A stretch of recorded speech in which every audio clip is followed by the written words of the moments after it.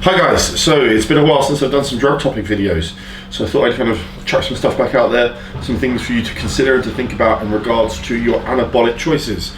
So first things first, let's be sure that you've done your blood work. Let's be sure that everything is as it needs to be for you to make an informed, educated, smart, health conscious decision. I fully appreciate, as you guys know, that you have goals. We all have goals. And then that I personally am prepared to take things to reach my goals. But that is my decision for me. So you make sure that you make the right decision that's kind of sensible for you. And I feel that at no point you should ever let your health be detriment to your goals. And that's at any level. Genetics will underpin your ability to really go far. So you cannot outdrug your genetics. Please be aware of that. So if at some point you have to start taking more and more and more, typically you're going to yield less and less and less results. So I just want to get that out of the way because it's been a while since I've done a drug topic video, and this might pop up and there'll be lots of new members that are kind of on the free trial, or that you haven't necessarily seen me talk about drugs before. But again, that being said, I will always be very open, honest, and I will talk about what I do, and hopefully that kind of imparts something useful for you.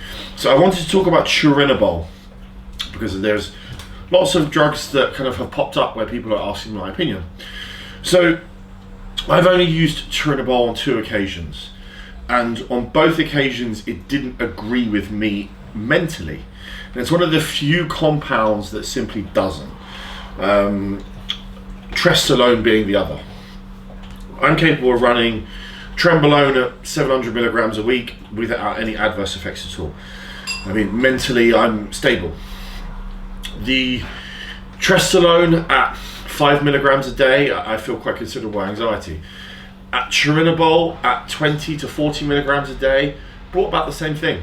And it just wasn't usable for me personally, which is a shame because on paper, T-bol is an interesting compound in the sense that it will bring muscular potential alongside that of dianabol, however with less aromatization, so it will be a harder, drier D-bol, we could say.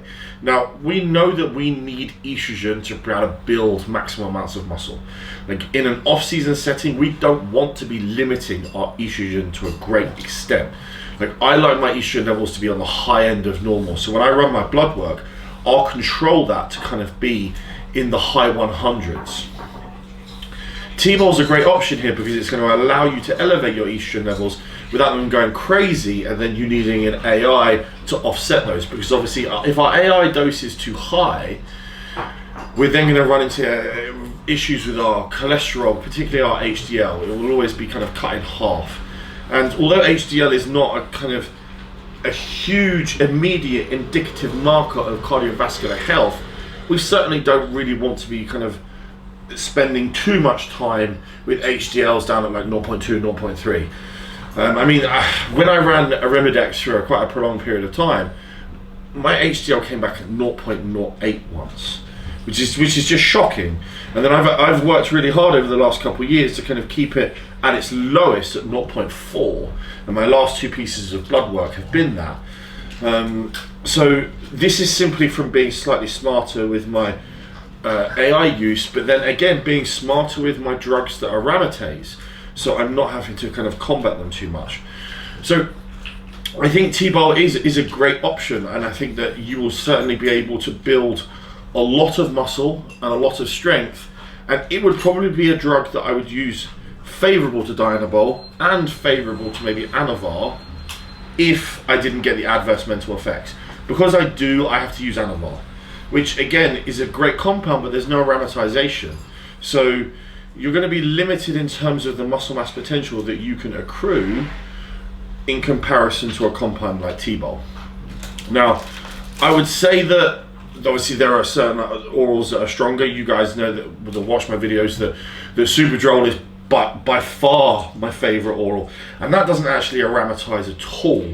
But I feel that is probably the king of all orals, but then the side effects from Superdrol are simply non-sustainable. The lethargy, the impact on appetite, the impact on mood, and then the aggression is quite extreme. Like when I've taken Supercontrol pre-training, like I'll have taken some and I won't have told Corinne, and we'll get 20 minutes into the session and she'll be like, "You've taken some Supercontrol, haven't you?" And I'll be like, "How do you know?" And she's like, "Well, because you're basically being a cunt."